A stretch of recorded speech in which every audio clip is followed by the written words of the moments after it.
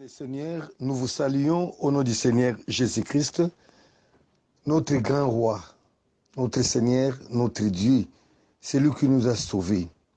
Nous les bénissons parce qu'il nous a accordé la grâce d'être en vie aujourd'hui et encore la grâce de pouvoir partager avec vous tous cet enseignement que nous considérons vraiment précieux en ces temps-ci.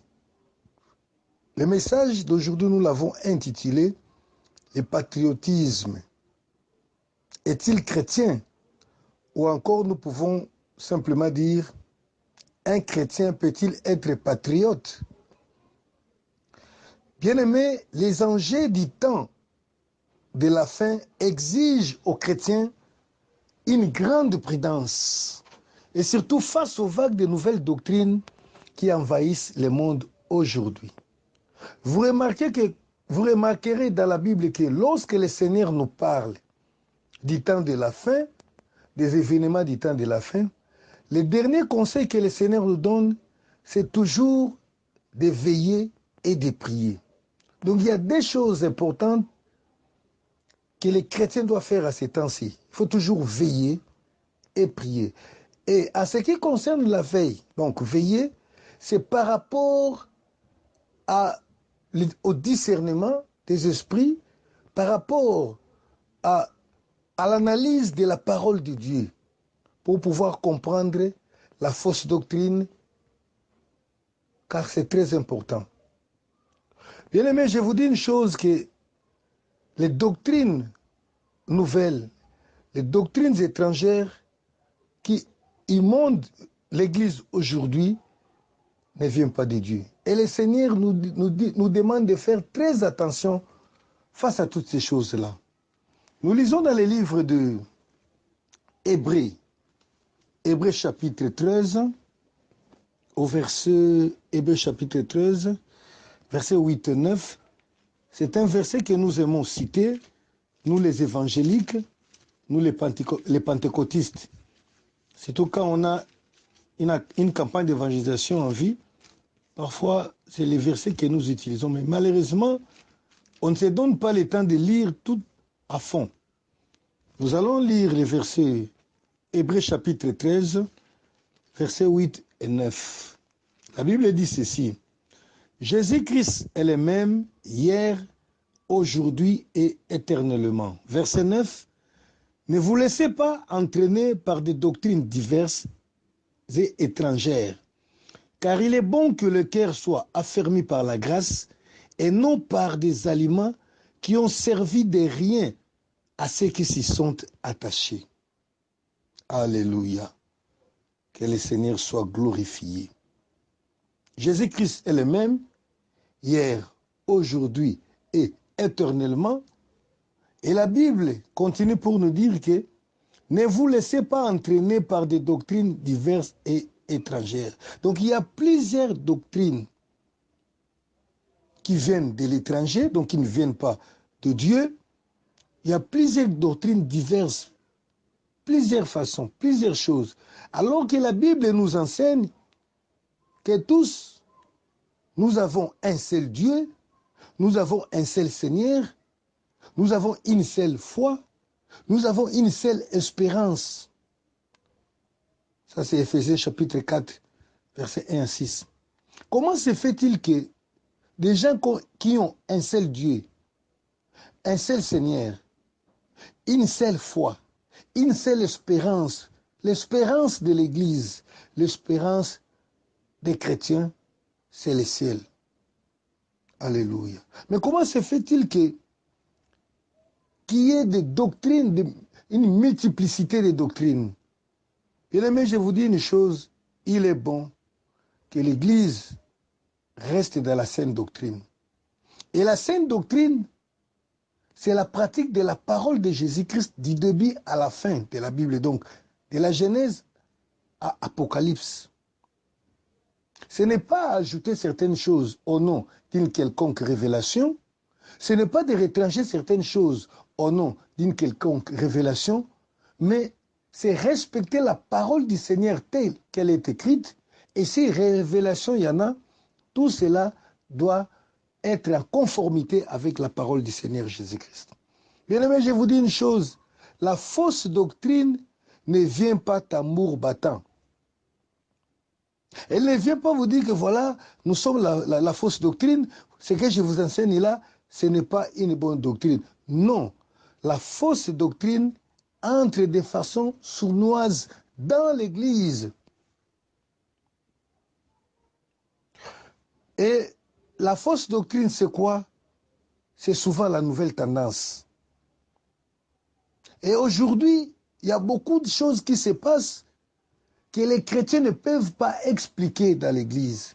Mais ça n'a jamais été un problème si on se pose des questions sur ce qu'on fait à l'Église. Parce qu'on est censé comprendre tout ce qui se passe, tout ce qui se pratique, tout ce qui se dit, tout ce qui s'enseigne à la lumière de la parole de Dieu. Aujourd'hui, dans les églises chrétiennes, nous constatons une nouvelle tendance qui consiste à placer les drapeaux des nations dans nos églises. Il y a de ceux-là qui placent les drapeaux de leur nation et à côté, il y a les drapeaux d'Israël.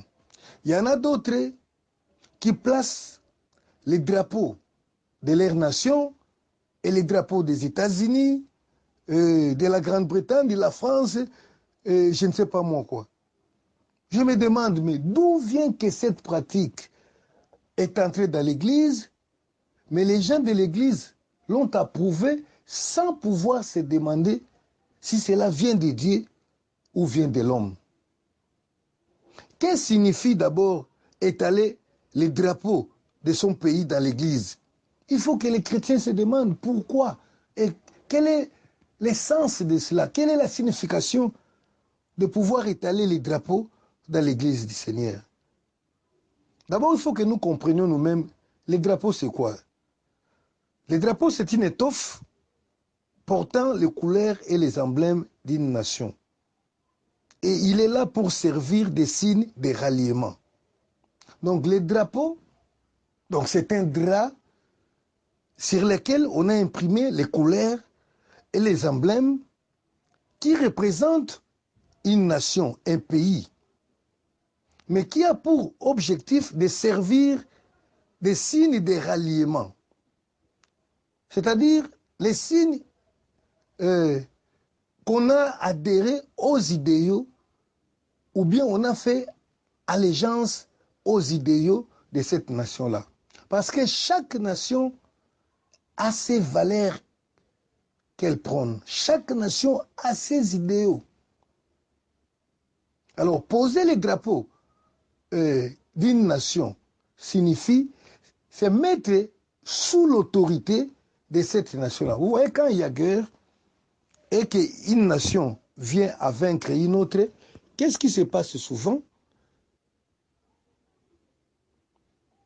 Vous voyez, lorsqu'il y a... j'étais en train de dire que les drapeaux symbolisent les signes de ralliement. Et qu'est-ce qui se passe lorsqu'il y a guerre et qu'un pays arrive à vaincre l'autre? Qu'est-ce qui se passe pour montrer sa domination sur l'autre territoire? Le pays doit étaler son drapeau. Pour montrer qu'on a gagné l'ennemi, on met les drapeaux. Ou bien même, la personne vaincue elle-même va prendre les drapeaux du pays qu'il a conquis et les mettre pour dire que je me soumets à tes idéaux, je me soumets à ton autorité, donc je vais obéir à tes lois. Maintenant, lorsque nous mettons dans les églises du Seigneur, lorsque nous mettons les drapeaux, qu'est-ce que cela signifie? Pour l'église, cela veut dire que cette église se soumet au gouvernement.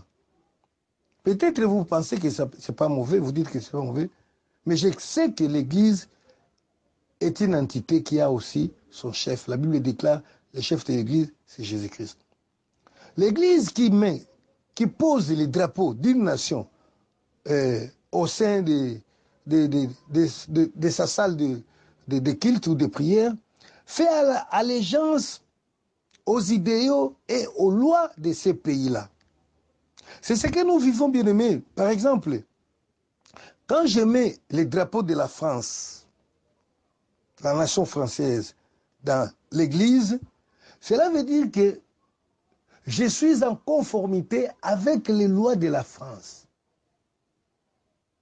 La France qui prône la liberté du mariage pour tous, qui accepte les homosexuels, cela veut dire que moi, je soutiens les homosexuels.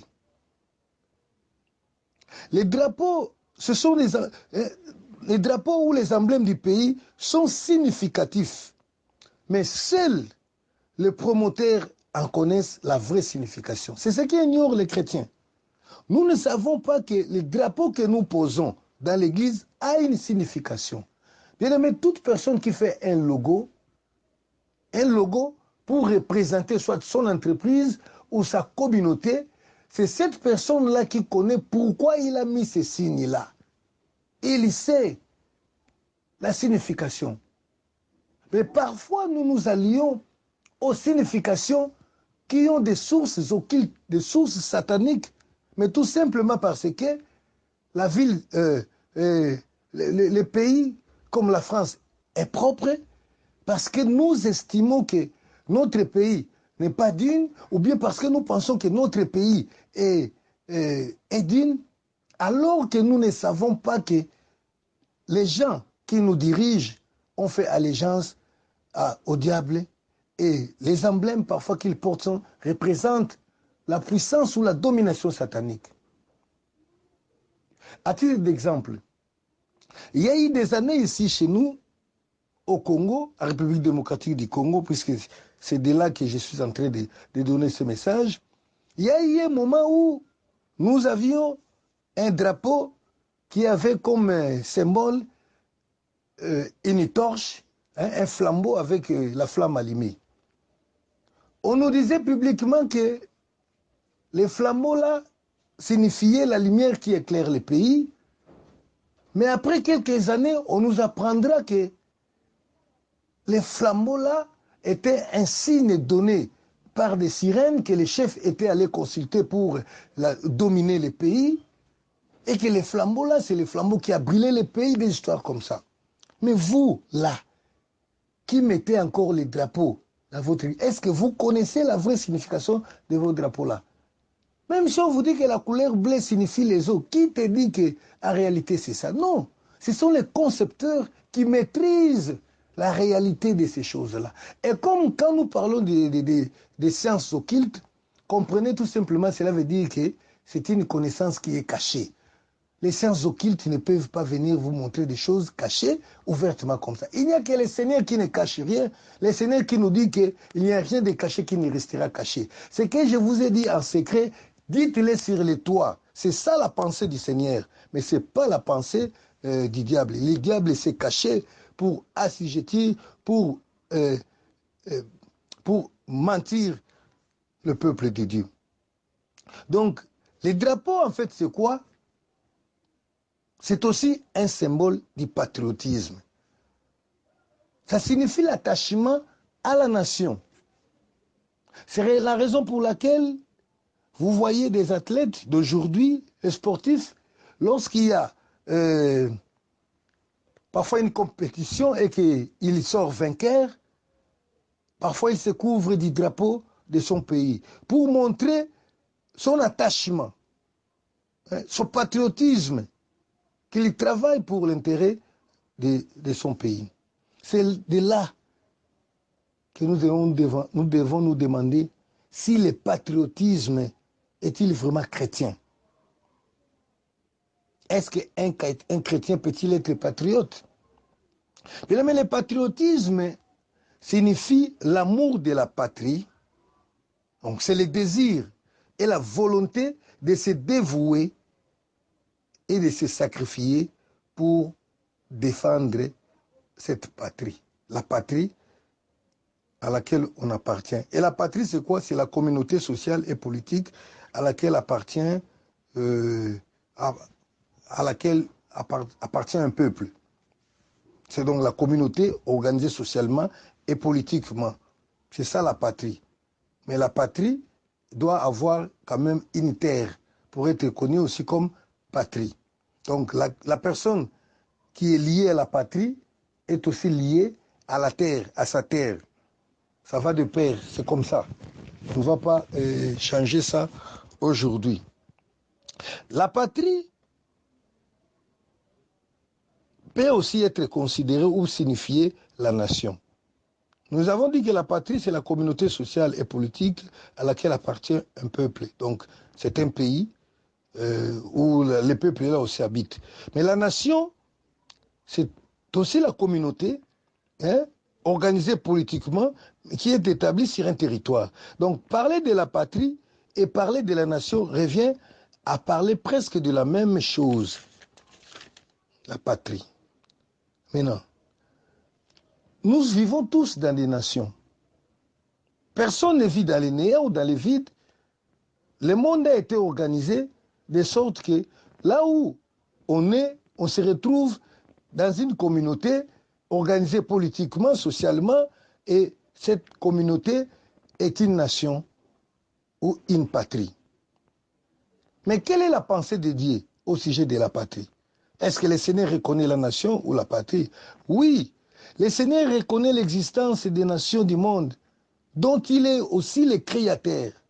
C'est le Seigneur qui a créé toutes les nations. D'ailleurs, la Bible nous dit que lorsque le Seigneur donnait l'héritage à chaque peuple, il a fait par rapport au nombre des enfants d'Israël. Deutéronome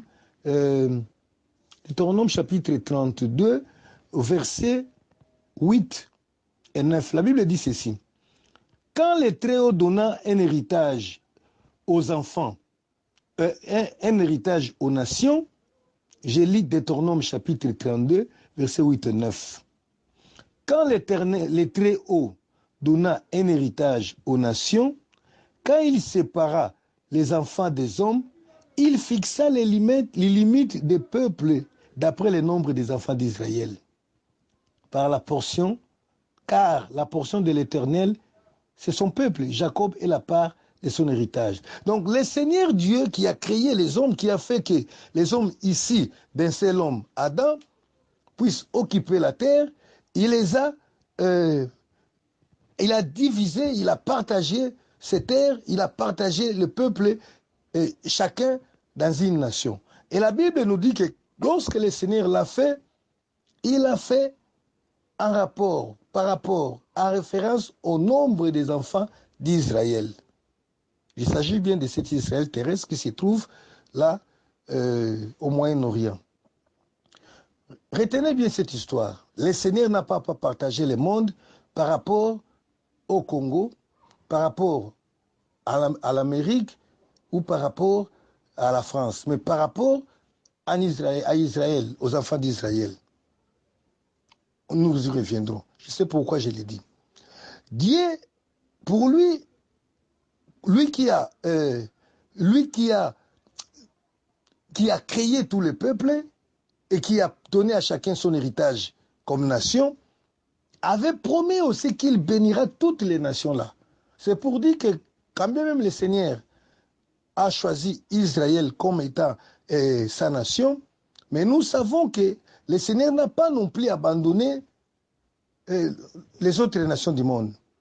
Il avait promis dès les temps anciens de bénir toutes les nations du monde parce qu'il sait que c'est lui seul qui est le créateur de toutes les nations. Dans Genèse chapitre 22, au verset 18, là, nous voyons déjà quelque chose de pareil. Genèse 22, 18. Toutes les nations de la terre seront bénies à ta postérité, à la postérité d'Abraham. Donc, j'étais en train de dire que le Seigneur reconnaît l'existence des nations dont il est aussi le créateur. C'est Dieu qui les a créées, c'est Dieu qui a partagé, qui a donné à chaque peuple une nation. Et Dieu s'était choisi une nation afin que cette nation-là puisse lui appartenir en vue de la réalisation d'un plan que le Seigneur avait élaboré. Et la Bible nous dit que ce plan était élaboré avant la fondation du monde. C'est comme ça la Bible dit que lorsque le Seigneur a donné l'héritage aux nations, il a fait par rapport aux enfants d'Israël. Parce que le Seigneur avait un choix pour une raison. C'était pour exécuter un projet qu'il avait déjà élaboré en lui-même avant que ce monde existe. Il choisit Israël pour un but. Exode, chapitre 19, versets 5 et 6. Bien aimé, nous parlons sur le patriotisme. Exode, chapitre 19, versets 5 et 6. Nous parlons du patriotisme chez les chrétiens. Et là, nous sommes en train de voir que c'est le Seigneur lui-même qui a créé toutes les nations. Mais il avait choisi une nation pour que cette nation puisse lui appartenir. Mais pour un motif, pour un but. Nous lisons Exode chapitre 19 au verset 5 et 6. Maintenant, si vous écoutez ma voix et si vous gardez mon alliance, vous m'appartiendrez entre tous les peuples, car toute la terre est à moi. Vous serez pour moi un royaume de sacrificateurs et une nation sainte. Voilà les paroles que tu diras aux enfants d'Israël. Le Seigneur dit, parle à Moïse. Il lui dit qu'il a choisi Israël, comme je le disais là, qui avait un plan pour la réalisation de son plan. Mais ici, le Seigneur n'a pas parlé de son plan, mais il a tout simplement mentionné le but pour lequel il avait choisi Israël. Il dit ceci, il a choisi Israël pour être une nation de sacrificateurs. Une nation de sacrificateurs devant lui. Un peuple saint. Or, lorsqu'il y a sacrificateur, cela veut dire qu'il y a sacrifice. Donc quand on vous choisit comme sacrificateur, c'est que vous êtes appelé à offrir des sacrifices. Et nous savons bien, dans les cultes rendus à Dieu, il y a ce qu'on appelle les sacrifices. Le sacrificateur est là pour servir d'intermédiaire entre Dieu et les hommes. Donc c'est lui le meneur de jeu en ce qui concerne le culte qu'on peut rendre à une quelconque divinité. Mais ici, nous parlons bien du véritable Dieu qui a créé les cieux et la terre. Et il a choisi un peuple pour que toute la nation d'Israël soit une nation de sacrificateurs. Alléluia. Mais il y a encore une chose. La Bible nous montre que les choix de Dieu pour Israël, pour qu'Israël devienne une nation de sacrificateurs, était assortie d'une condition. Le Seigneur ne dit pas tout simplement, je t'ai choisi, tu seras une nation de sacrificateurs. Non, la Bible dit ceci, au verset 5, là où nous avions lu Exode 19, le Seigneur dit, maintenant, si, voilà la condition, si vous écoutez ma voix et si vous gardez mon alliance, vous m'appartiendrez entre tous les peuples, car toute la terre est à moi. Vous serez pour moi un royaume de sacrificateurs et une nation sainte. Donc pour être une nation sainte, cela veut dire tout simplement une nation mise à part pour le Seigneur, pour le service du Seigneur. Pour être un royaume de sacrificateurs ou une nation sainte, il fallait obéir ou bien respecter la condition. La condition était écouter la voix du Seigneur, la voix de Dieu, pour toutes choses, écouter la voix de Dieu et aussi garder cette alliance-là. Le Seigneur avait choisi ce peuple en vue d'accomplissement de son projet. Le but d'Israël, de l'existence d'Israël, ce n'est pas d'être un peuple fort, ce n'est pas d'être un peuple, je ne sais pas moi, mais pour qu'il soit un peuple de sacrificateurs. Afin que le projet de Dieu, le projet élaboré avant la fondation du monde, soit accompli. Et quels sont ces projets-là? J'aimerais aussi vous montrer ces projets-là. C'est les projets auxquels nous faisons aussi partie aujourd'hui. Les projets se trouvent dans le livre d'Éphésiens au chapitre 1er, versets 9 et 10. La Bible dit, Éphésiens 1er, 9 et 10, même 8, on peut recommencer, on peut reculer un peu, que Dieu a répandu abondamment sur nous toute espèce de sagesse et d'intelligence, nous faisant connaître le mystère de sa volonté, selon les bienveillants desseins qu'il avait formés à lui-même. Voilà. Donc le Seigneur a fait connaître sa volonté. Et sa volonté, quelle est cette volonté? Cette volonté, elle est plutôt, il nous a fait connaître le mystère de sa volonté, selon son bon vouloir, pour les desseins qu'il avait formés à lui-même. Verset 10, pour les mettre en exécution lorsque le temps serait accompli. Donc le projet de Dieu là était prévu pour être exécuté à un temps. Et quel est ce projet? De réunir toutes choses en Christ, celles qui sont dans les cieux et celles qui sont sur la terre. C'est ça le projet de Dieu. Donc quand Dieu a créé le monde, il savait que j'ai fait ça. Et qu'à la fin, je réunisse et les anges et les hommes, tous sous l'autorité de Jésus-Christ. Verset 10.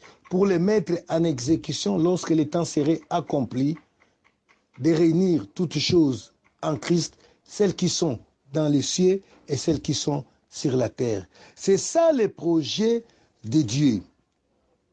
Alors pour y arriver, il fallait une nation avec qui coopérer, montrer comment il faut travailler, comment on doit servir Dieu, comment on peut adorer le Seigneur. Éphésiens chapitre 3, verset 6, l'apôtre Paul ajoute encore, il dit ceci, ces mystères, donc les mystères du royaume de Dieu, c'est que les païens sont co-héritiers, forment un même corps et participent à la même promesse en Jésus-Christ par l'évangile. Donc Israël qui avait été choisi pour travailler. Peut-être Israël lui-même ne savait pas, mais la Bible dit que Dieu avait gardé un mystère pour Israël, et ce mystère était de pouvoir faire que et les païens et Israël, tous ensemble, deviennent héritiers de Dieu. Donc participent tous ensemble au projet de Dieu. Comme je vous l'avais annoncé au commencement, que le Seigneur qui connaît les nations, le Seigneur avait prévu que toutes les nations de la terre seront bénies à Abraham, à Israël. Donc au travers Israël. C'est comme ça que nous sommes en train de dire qu'Israël avait été choisi pour pouvoir être la main que le Seigneur va utiliser pour accomplir son programme. Mais malheureusement, Israël a failli dans son but. Le but de Dieu, Israël ne l'a pas atteint. Et la cause, c'est quoi? La première cause, dès le départ, Israël a fait une fausse route. Le Seigneur qui avait choisi Israël pour être une nation de sacrificateurs, cela veut dire que toute la nation d'Israël devait être des gens qui se présentent devant Dieu, qui parlent avec Dieu, qui reçoivent les instructions auprès de Dieu et qui viennent dans le monde entier, dans le reste du monde, pour montrer aux hommes comment on doit servir ce Dieu-là, comment on peut faire pour être en contact avec Dieu, comment on peut être béni au travers de Dieu. Mais Israël a failli. Remarquez d'abord comment Israël a failli dès le départ. Exode chapitre 20, verset 29.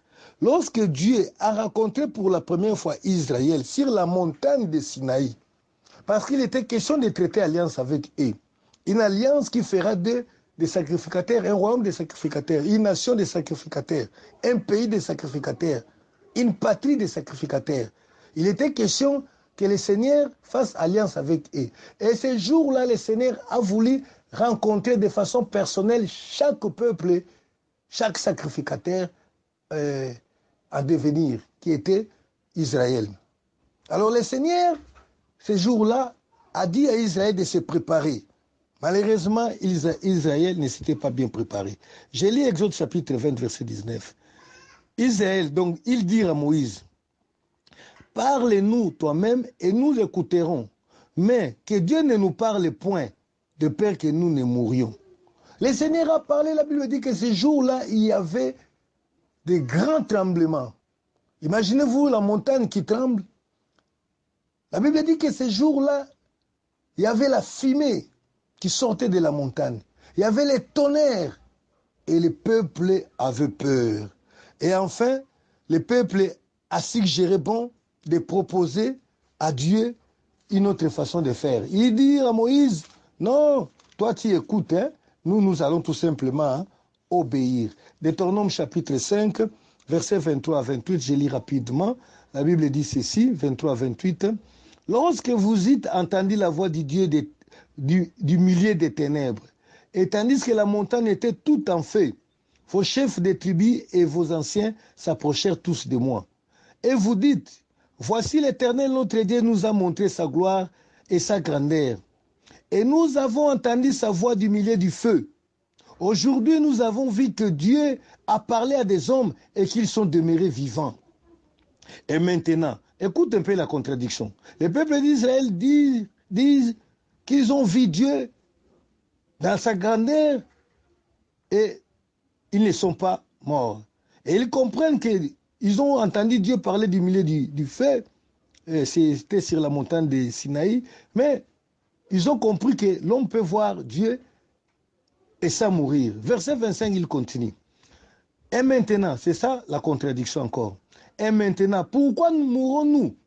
Pourquoi mourrions-nous? Car ces grands faits nous dévorera. Si nous continuons à entendre la voix de l'Éternel, notre Dieu, nous mourrons.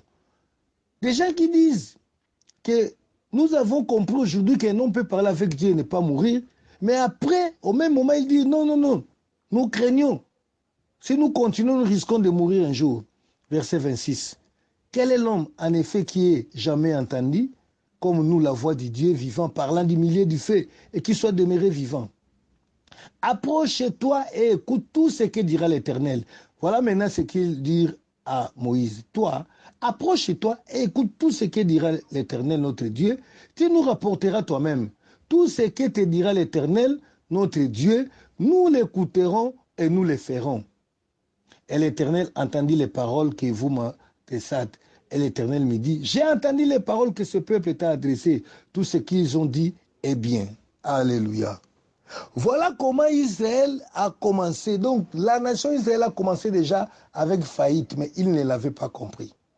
Ils se sont dit, nous ne voulons pas être un peuple, tous les peuples, nous ne voulons pas que tous les peuples se présentent devant Dieu.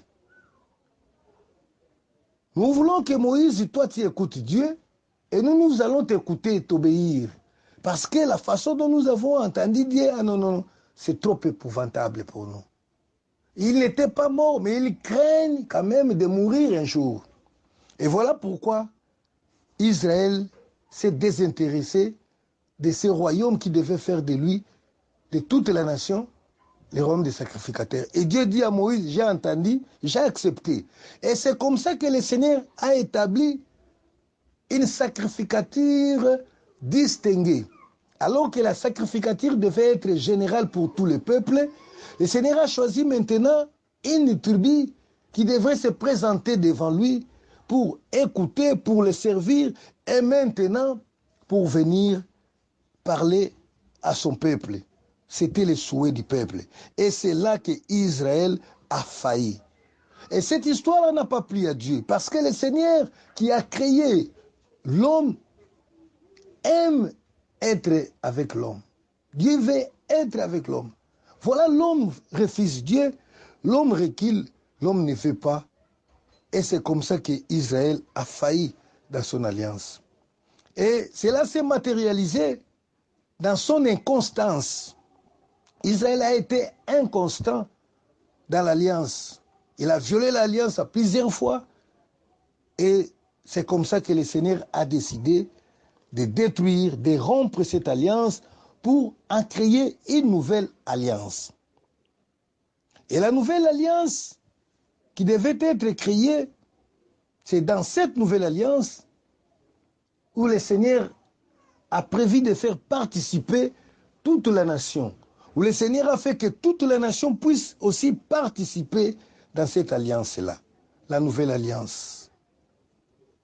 Selon qu'il avait prévu, il avait déjà parlé. Hébreux chapitre 8, versets 9 et 10. Nous lisons dans le nom du Seigneur Jésus-Christ. Hébreux chapitre 8, verset, Hébreux chapitre 8, s'il vous plaît, c'est les versets 9 et 10. Nous lisons rapidement dans le nom du Seigneur Jésus-Christ. Voilà. La Bible dit ceci. Non, comme l'alliance que j'ai traitée avec leur père, les jours où je les saisis par la main pour les faire sortir du pays d'Égypte, car ils n'ont pas persévéré dans mon alliance, et moi aussi je ne me suis pas soucié d'eux, dit le Seigneur. Mais voici l'alliance que je ferai avec la maison d'Israël après ces jours-là, dit le Seigneur. Je mettrai mes lois dans leur cœur, et je les écrirai dans leur cœur, et je serai leur Dieu, et ils seront mon peuple. C'est de cette nouvelle alliance que le Seigneur, en faisant avec le peuple, ce qui était qualifié de mystère, parce qu'Israël pensait que la nouvelle alliance sera toujours exclusive avec elle-même, alors que la Bible nous dit dans Éphésiens chapitre 8, verset 6, que c'était un mystère caché de tous les temps, et ce mystère, c'est que les païens sont co-héritiers et forment un même corps et participent à la même promesse en Jésus-Christ par l'Évangile. C'est ça, la nouvelle alliance. Et dans cette nouvelle alliance, cela veut dire que l'ancienne nation, qui était la nation de Dieu, l'ancienne patrie de Dieu, n'est plus considérée comme patrie, comme nation aux yeux de Dieu, et le Seigneur a créé une nouvelle patrie. Et cette nouvelle patrie, c'est ce que nous appelons aujourd'hui l'Église. Parce que dans l'Église se retrouvent les gens qui ont fait alliance avec Jésus-Christ, l'héritier de Dieu.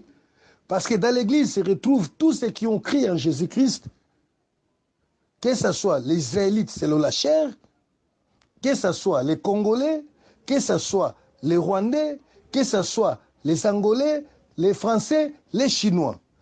Tous sont devenus aux yeux de Dieu une nouvelle nation, une nation sainte, une nouvelle nation que Dieu a préparée.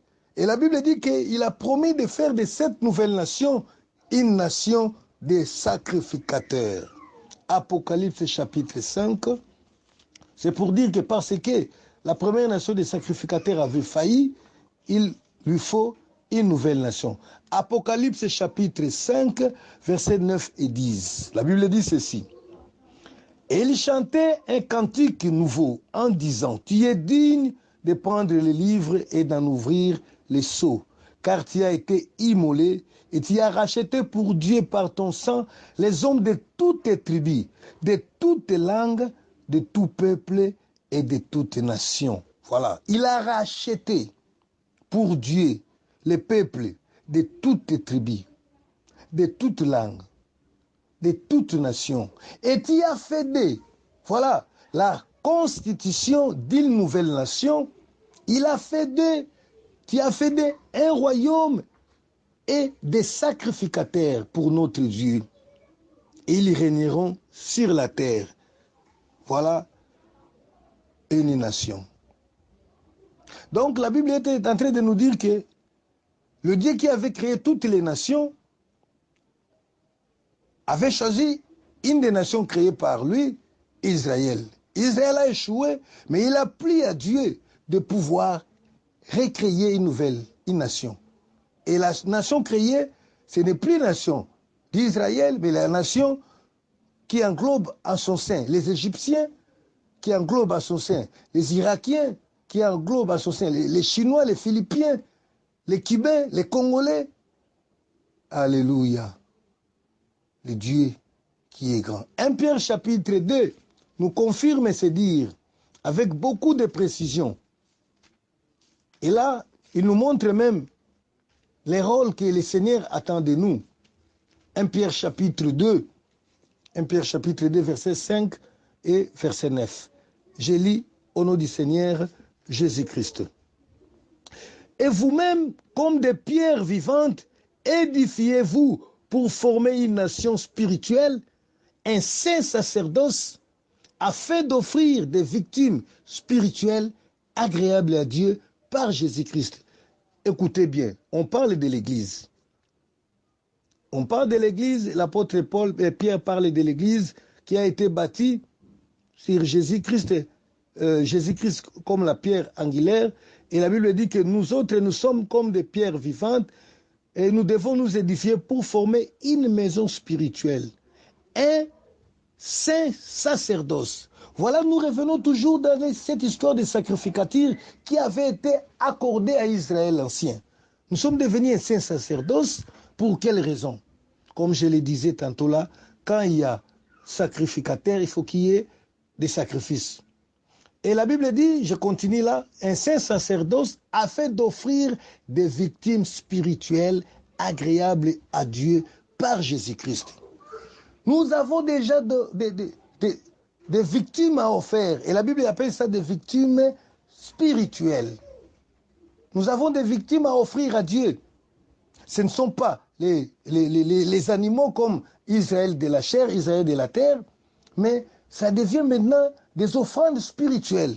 Et nous allons voir quel genre des offrandes. Et le verset 9 dit encore, 1 Pierre, verset 2, chapitre 2, verset 9, vous au contraire, vous êtes une race élie, un sacerdoce royal, une nation sainte, un peuple acquis. Voyez-vous encore, bien aimé, ça revient toujours. Un peuple acquis, une nation. Donc, bien aimé, je suis en train de dire que l'Église est une nation. L'Église est une patrie créée avec objectif. La Bible dit pour offrir des victimes saintes à Dieu, des victimes spirituelles agréables à Dieu, et aussi afin que vous puissiez annoncer les vertus de celui qui vous a appelé des ténèbres à son admirable lumière. Là, il y a deux choses que le Seigneur a donné à l'Église comme but à accomplir, offrir et annoncer les bontés de Dieu qui nous a appelés, annoncer aux autres afin de pouvoir faire d'eux aussi les membres de cette nation. L'évangélisation, c'est le travail d'évangélisation. Voilà, le Seigneur Dieu a fait autre chose. Une église a été créée. Ce n'est pas l'église, tout simplement, mais la Bible nous dit que c'est la nation de Dieu, qui englobe en son sein toutes les tribus.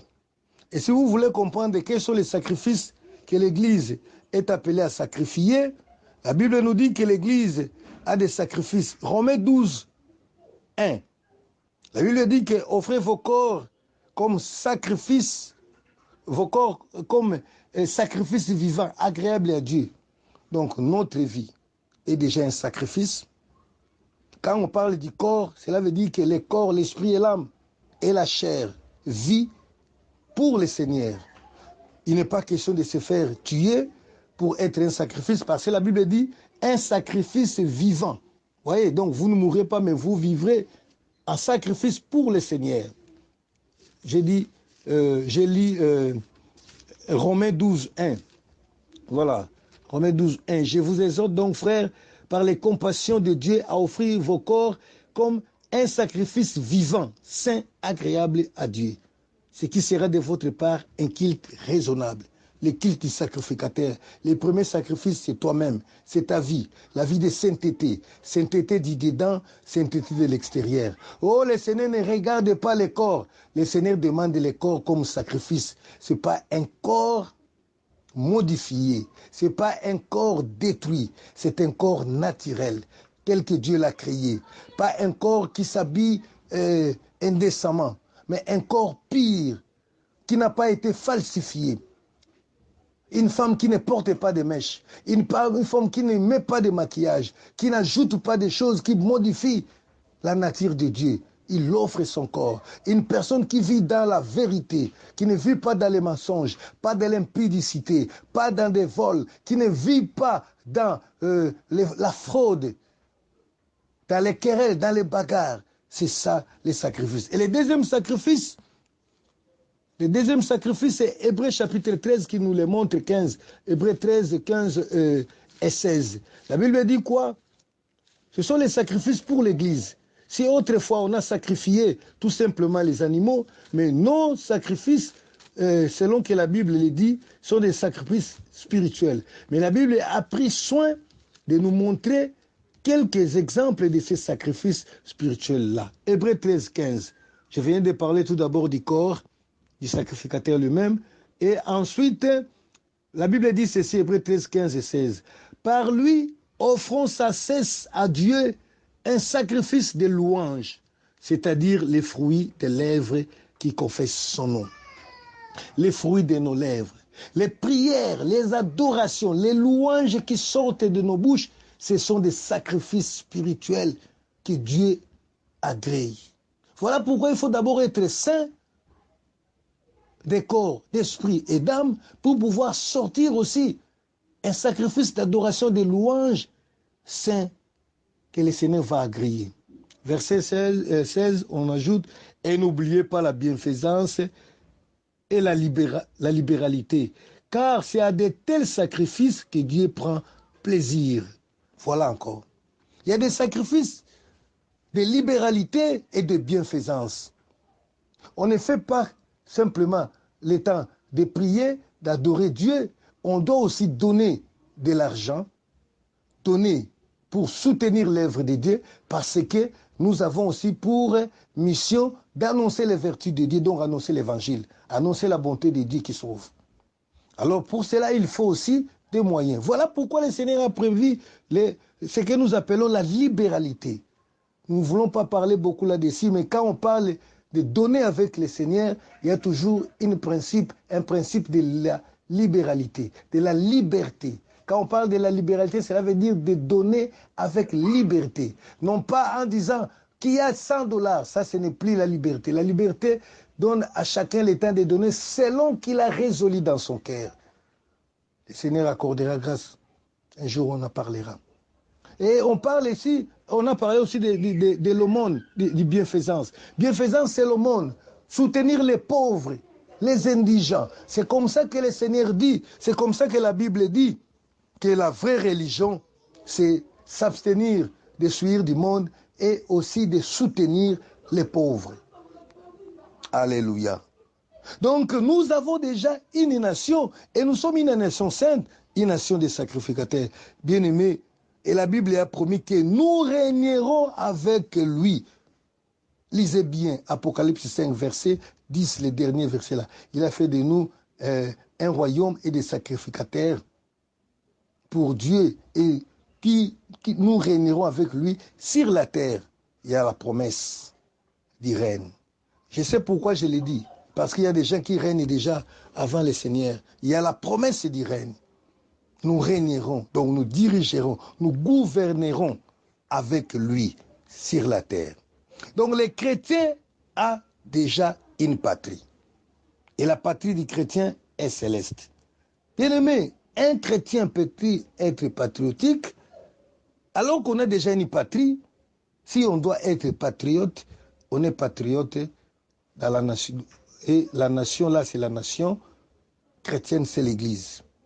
Philippiens chapitre 3. Philippiens chapitre 3, verset 18-20. Philippiens chapitre 3, verset 18, plutôt verset 18 à 20, exactement. Philippiens, attendez que je puisse arriver, voilà, nous y sommes. Philippiens chapitre 3, verset 18. Car il y en a plusieurs qui marchent en ennemis de la croix de Christ. Je vous en ai souvent parlé et j'en parle maintenant encore en pleurant. Leur fin sera la perdition. Ils ont pour Dieu leur ventre. Ils mettent leur gloire dans ce qui fait leur honte. Ils ne pensent qu'aux choses de la terre. Verset 20. Mais notre cité à nous est dans les cieux, d'où nous attendons aussi comme sauveur le Seigneur Jésus. Notre cité à nous est dans le ciel. Notre ville à nous est dans les cieux. Notre pays à nous est dans les cieux, d'où nous attendons notre Seigneur Jésus-Christ. Bien-aimés, les chrétiens ont déjà une patrie. Si du moins tu es chrétien. Hébreux 11, verset 13 à 16 nous dit quoi? Hébreux 11, nous connaissons bien ces chapitres qui commencent la foi, c'est là, et on continue pour nous dire, telle personne était un homme de la foi, mon homme de foi, un tel. Et ce chapitre est intitulé Les héros de la foi. La foi. Alors, verset 13, Hébreux 11, 13 à 16, la Bible dit ceci. C'est dans la foi qu'ils sont tous morts, sans avoir obtenu les choses promises. Ils les ont vus et s'alliés de loin, reconnaissant qu'ils étaient étrangers et voyageurs sur la terre. Bien-aimés, écoutez bien. Nos héros de la foi, c'est que nous savons, c'est que le Seigneur, c'est là que le Seigneur a témoigné pour eux comme étant les vrais serviteurs. La Bible dit qu'ils sont morts sans avoir vu des choses terrestres. Ils ont vu, ils sont morts, sans avoir obtenu des choses promises, des choses terrestres, mais ils les ont vus et les ont s'alliés parce qu'ils reconnaissaient qu'ils étaient étrangers sur la terre. Verset 14. Lisez bien. Écoutez bien. Ceux qui parlent ainsi montrent qu'ils cherchent une patrie. Donc ceux qui ont la foi, c'est là, ils montraient qu'ils étaient en train de chercher une patrie.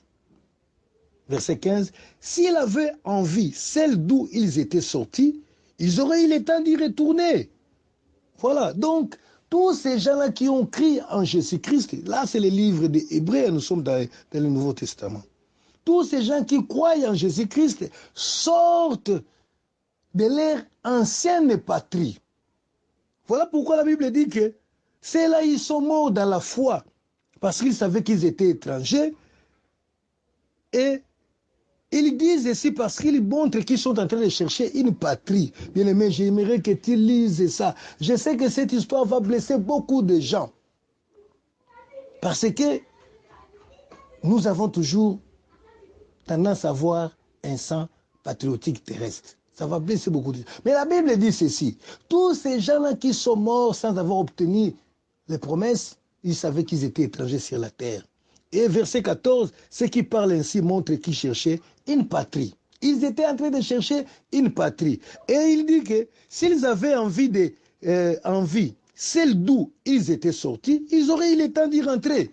Donc les chrétiens, et vous voyez, on parle des gens de l'Ancien Testament, et on cite les gens du Nouveau Testament. On a cité les prophètes de l'Ancien Testament, même ceux du Nouveau Testament. Il faut lire tous ces chapitres. Parce qu'on a parlé de ceux qui étaient martyrisés, qui étaient morts, mangés par les lions, toutes ces histoires-là. Bien aimé, la Bible dit que s'ils avaient eu envie, celle d'où ils étaient sortis, ils auraient eu le temps de retourner. Vous voyez, nous sommes une nation, une patrie, mais qui n'a pas une terre là fixe. Nous sommes éparpillés au travers le monde, mais la Bible dit qu'ils étaient sortis. Ils n'ont pas eu le temps d'y retourner. Cela veut dire, comme tu es chrétien, tu es censé sortir de ton ancienne patrie. Voilà. Donc, tu vis comme un étranger sur la terre. La Bible dit ils savaient qu'ils étaient étrangers et voyageurs. Verset 16. Mais maintenant, ils en désirent une meilleure, c'est-à-dire une céleste. Voyez-vous, s'ils avaient eu le temps, ils pouvaient rentrer dans la patrie d'où ils étaient sortis. Mais maintenant, verset 16, Hébreux 11, 16. Maintenant, ils en désirent une meilleure, c'est-à-dire céleste. C'est-à-dire quoi? Une patrie céleste. C'est pourquoi Dieu n'a pas honte d'être appelé leur Dieu, car il leur a préparé une cité. Aujourd'hui, ces gens-là qui se drapent des drapeaux de leur pays, et ils se disent chrétiens, mais le Seigneur a honte de vous. Vous portez les emblèmes d'une autre nation. Et vous vous dites que vous êtes encore chrétien. Mais le Seigneur s'étonne. Parce que l'Église est déjà une nation. Et encore, un patriote est censé mourir pour son pays. Bien-aimé, hein? Et là, je ne sais pas vraiment. Parce que nous, déjà, dans notre nation, nous avons nos emblèmes que nous portons. Nous avons nos drapeaux. Et nos emblèmes, nous les portons dans le cœur. La croix de Jésus-Christ, quand la Bible dit « portez la croix », l'autre croix, nous ne les portons pas dans les effigies, dans les médailles. Non, non pas non plus comme celle-là qui les porte une grosse croix pour se promener avec dans les villes et dire qu'il porte la croix de Christ. La croix de Christ serait bien notre drapeau. Mais pourquoi? Et le Seigneur même n'a même pas ordonné à l'Église de prendre la croix et de l'étaler dans l'Église comme étant l'emblème, drapeau du Seigneur. Non, nulle part dans la Bible. Nous portons ces histoires, les meurtrissures de Christ, dans nos vies. La croix est portée dans ma vie. Il n'y a rien qui dit que l'Église est symbolisée par la croix. Il n'y a rien qui dit qu'il faut qu'on essaie la croix dans une Église. Non. Mais nous savons que c'est ça notre drapeau.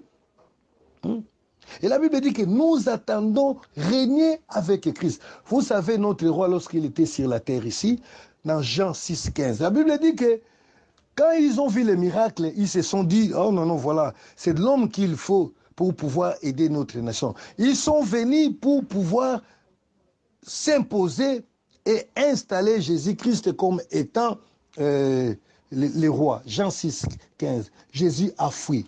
Mais malheur à vous aujourd'hui, vous les chrétiens qui cherchez à devenir roi. Malheur à vous qui cherchez à devenir ministre. Votre roi a refusé. Vous vous êtes donné une mission que le Seigneur ne vous a pas donnée. Votre roi a refusé. Jean 6, verset 15. Il a refusé. Vous croyez que quelqu'un qui peut refuser la royauté et accepter être un ministre? Non. Jésus l'a refusé. Jean chapitre 6, verset 15. Et Jésus, sachant qu'ils allaient venir l'enlever pour le faire roi, se retira de nouveau sur la montagne, lui seul. Jésus a fui. Nous sommes des étrangers, comme le dit l'apôtre Pierre. Nous sommes des étrangers sur la terre. Des étrangers. Des étrangers et voyageurs. Et vous savez, quand on est étranger et voyageur, on a des règles strictes à suivre. On ne se laisse pas vivre comme un autochtone. C'est pourquoi Pierre dit, comme étranger et voyageur, abstenez-vous de la convoitise charnelle. Abstenez-vous des choses des autochtones, des choses des gens de la terre. Mais vous, concentrez-vous aux choses de votre royaume. Alléluia. Alléluia. Oui, le Seigneur est bon, bien-aimé. Le Seigneur est bon. Le Seigneur est bon. Et la Bible nous dit, moi, être chrétien, bien-aimé, c'est déjà avoir une patrie et être patriote dans l'Église, pour l'Église. Je ne parle pas de l'Église comme votre communauté, je suis en train de parler de l'Église universelle. Quand on devient patriote selon le monde, c'est qu'on a renié la patrie céleste. On est rentré. Parce que la Bible nous montre dans Hébreux 11 que si quelques gens, Hébreux 11, 15, ceux qui parlent ainsi montrent qu'ils cherchent une patrie. S'ils avaient envie de filles, celles d'où ils étaient sortis, ils auraient eu le temps d'y retourner. Il y a des gens qui sont retournés. Ils sont retournés. Les églises avec les drapeaux. Oh, bien-aimé. Je ne suis pas en train de dire qu'un chrétien est un incivique. Ne pas être patriotique terrestre, c'est incivique. Non. Les chrétiens, ce sont les gens les plus civiques du monde. Je dirais même très civiques et civiques plus. Parce que la Bible nous dit, comme étrangers, nous vivons sur la terre comme des étrangers. Et nous savons que les étrangers sont des gens qui respectent la loi du pays hôte plus que même les autochtones. C'est pourquoi la Bible nous recommande, comme étrangers, nous les chrétiens sur la terre, nous avons le devoir envers la terre, envers le pays qui nous a reçus, avec la patrie dans laquelle nous vivons. C'est comme ça que la Bible dit en Jérémie 29, 7, le Seigneur dit ceci, cherchez les biens du pays dans lequel je vous ai emmenés en captivité. Donc nous sommes étrangers sur la terre, mais nous sommes obligés de chercher le bonheur du pays dans lequel nous vivons. Si je vis au Congo, je cherche le bonheur du Congo. Si je vis au Congo, je cherche la paix du Congo. Je cherche la prospérité du Congo, mais je ne meurs pas pour le Congo. Je ne suis pas patriote du sens, mais je suis un civique, je suis civique. Je ne suis pas un civique, parce que j'ai dit un civique, ce n'est pas un civique. Voilà. J'ai dit, je suis un homme respectueux, qui respecte les lois. La Bible nous recommande de prier pour les rois, de prier pour les gens, les autorités, afin que nous ayons la paix, afin que nous puissions exercer notre travail en toute honnêteté. Notre travail, c'est quoi? C'est enseigner la parole de Dieu. Recruter les membres de notre futur gouvernement, les membres de notre future nation. La nation est déjà là, mais de notre futur règne, quand nous allons régner sur la terre. Le patriotisme, bien aimé, n'est pas chrétien.